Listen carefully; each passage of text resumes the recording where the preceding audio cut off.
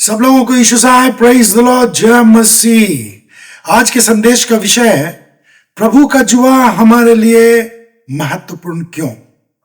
मत्ती रचित सुसमाचार अध्याय 11 उसके 29वें पद में प्रभु ने कहा, मेरा जुआ अपने ऊपर उठा लो और मुझसे सीखो।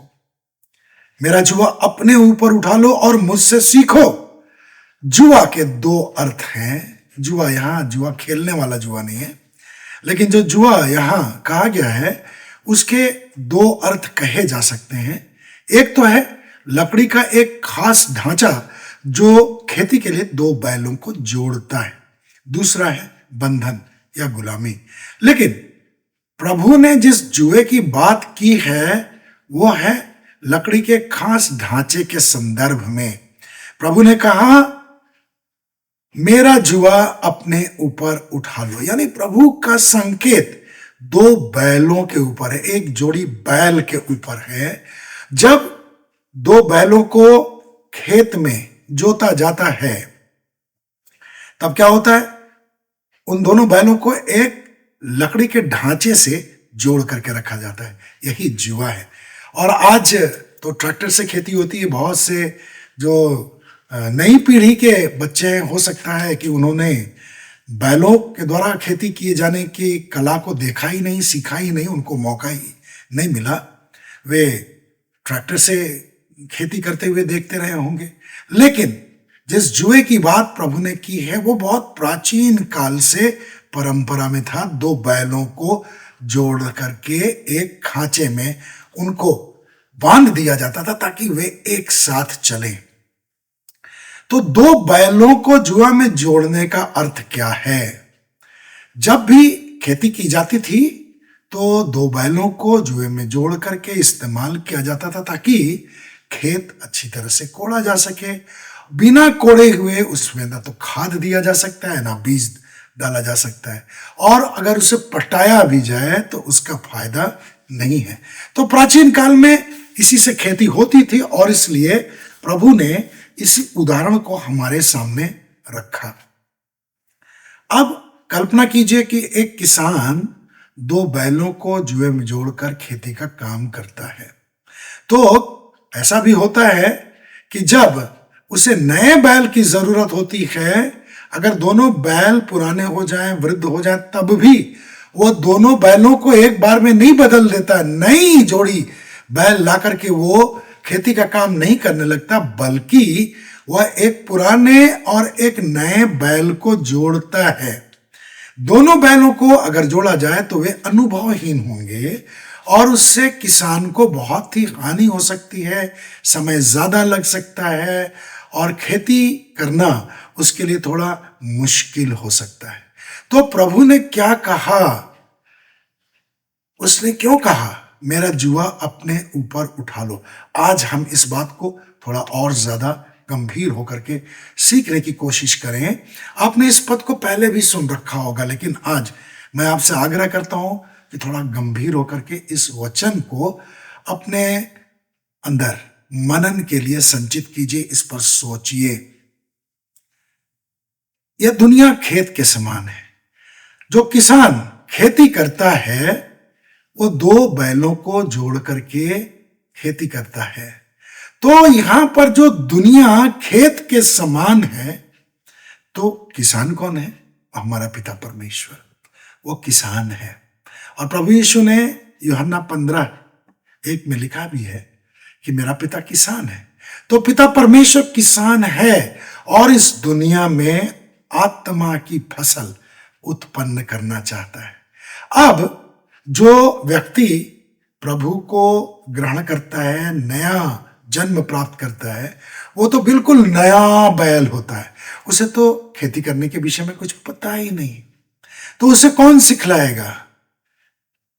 पुराने बैल के रूप में प्रभु यीशु हमारे साथ जुड़ जाता है।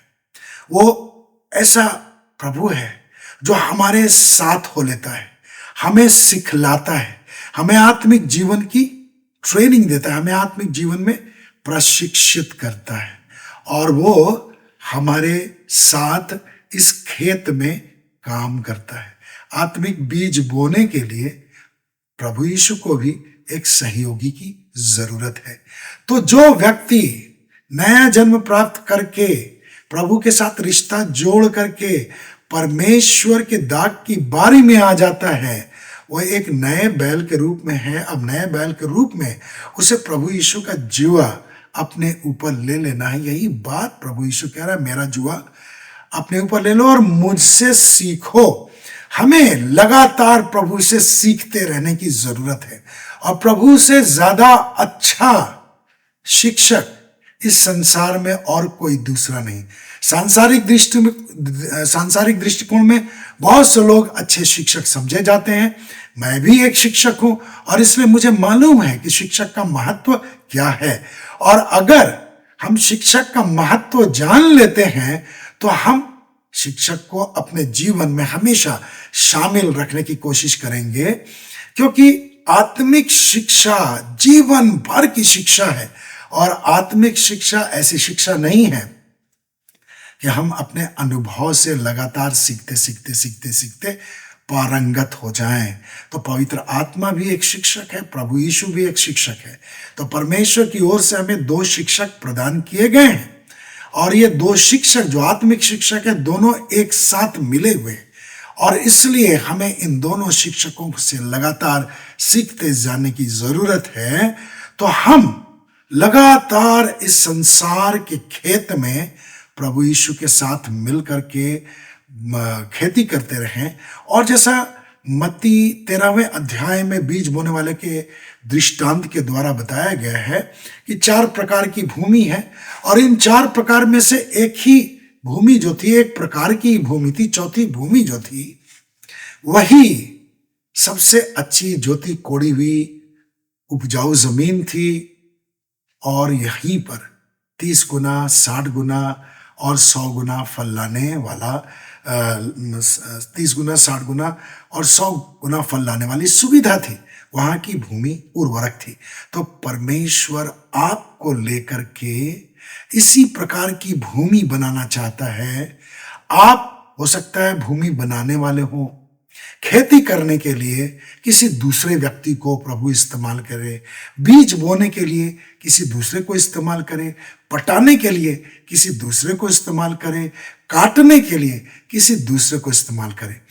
अब हो सकता है कि आप जो काम कर रहे हो उसका प्रतिफल पूरी तरह से आपको दिखाई न भी दे, लेकिन परमेश्वर का धन्यवाद हो, प्रभु यीशु हमारे साथ काम करने के लिए तैयार है।